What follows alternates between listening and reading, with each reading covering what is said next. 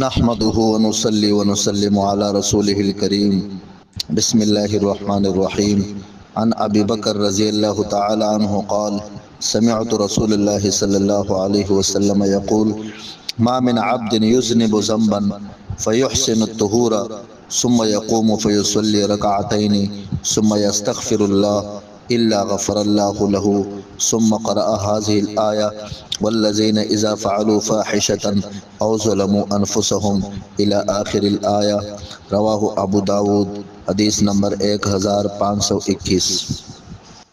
حضرت ابو بکر صدیق رضی اللہ تعالیٰ عنہ فرماتے ہیں کہ میں نے رسول اللہ صلی اللہ علیہ وسلم کو یہ ارشاد فرماتے ہوئے سنا: جس شخص سے کوئی گناہ ہو جائے پھر وہ اچھی طرح وضو کرے اور اٹھ کر 2 رکعت پڑھے، پھر اللہ تعالیٰ سے معافی مانگے تو اللہ تعالیٰ اسے معاف فرما دیتے ہیں۔ اس کے بعد آپ علیہ الصلاۃ والسلام نے یہ آیت تلاوت فرمائی: والذین اذا فعلوا فاحشة او ظلموا انفسهم۔ ترجمہ: اور وہ بندے جن کا حال یہ ہے کہ جب ان سے کوئی گناہ ہو جاتا ہے یا کوئی برا کام کر کے وہ اپنے اوپر ظلم کر بیٹھتے ہیں تو جلدی انہیں اللہ تعالیٰ یاد آ جاتے ہیں، پھر وہ اللہ تعالیٰ سے اپنے گناہوں کی معافی کے طالب ہوتے ہیں۔ اور بات بھی یہ ہے کہ سوائے اللہ کے کون گناہ کو معاف کر سکتا ہے، اور برے کام پر وہ اڑتے نہیں اور وہ یقین رکھتے ہیں کہ توبہ سے گناہ معاف ہو جاتے ہیں۔ میرے عزیز دوستو، انسان خطا کا پتلا ہے، انسان سے غلطیاں ہو جاتی ہے۔ حدیث میں آتا ہے، آپ علیہ الصلاۃ والسلام نے فرمایا: کل بنی آدم خطاء وخیر الخطائین التوابون، کہ ہر انسان گناہ گار ہے، لیکن گناہ گاروں میں سب سے افضل اور بہتر انسان وہ ہے جو گناہ کر کے فوراً توبہ کرے۔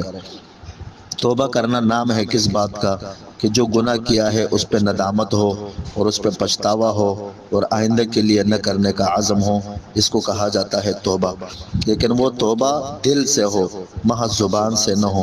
تو دل سے اگر کوئی ندامت کرے اور اپنے کیے ہوئے گناہ پر اور آئندہ کے لیے نہ کرنے کا عزم کرے، آئندہ اگر دوبارہ بتقاضۂ بشریت گناہ ہو جائے، دوبارہ توبہ کرے، پھر ہو جائے، پھر توبہ کرے۔ ایک حدیث میں آتا ہے، آپ علیہ الصلاۃ والسلام سے صحابہ نے پوچھا: یا رسول اللہ، ہم گناہ کرتے ہیں، توبہ کرتے ہیں، اس کے بعد دوبارہ ہم سے گناہ صادر ہو جاتا ہے، تو ہم کیا کریں؟ آپ نے فرمایا: اتنے بار توبہ کرو کہ شیطان تک جائے۔ شیطان تمہیں ورغلاتا ہے، تم توبہ کر دیتے ہو، اللہ کی طرف رجوع کرتے ہو اور اللہ معاف کر دیتا ہے، تو پھر شیطان تمہیں دوبارہ ورغلاتا ہے، یہاں تک تم توبے پہ توبے کرتے رہو کہ شیطان تک جائے۔ اور حدیث میں آتا ہے: التائب من الذنب کمن لا ذنب لہ، گناہ سے توبہ کرنے والا ایسے ہی ہو جاتا ہے وہ ہے کہ اس نے گناہ کیا ہی نہیں ہے۔ میرے عزیز دوستو، گناہ ہو جائے تو فوراً توبہ کرنی چاہیے، اور توبہ کے لیے بہترین طریقہ یہ ہے کہ 2 رکعت صلاۃ توبہ کی نیت سے پڑھی جائے، اچھی طرح وضو کرے اور اچھی طرح خشوع اور خضوع کے ساتھ 2 رکعت پڑھے، اور پھر اللہ کے سامنے گڑ گڑائے کہ یا اللہ، مجھ سے بڑا گناہ ہوا ہے، میں تیری نافرمان ہوں، میں معصیت کا شکار ہوں، یا اللہ میرے اوپر رحم فرما دے، مجھے معاف کر دے۔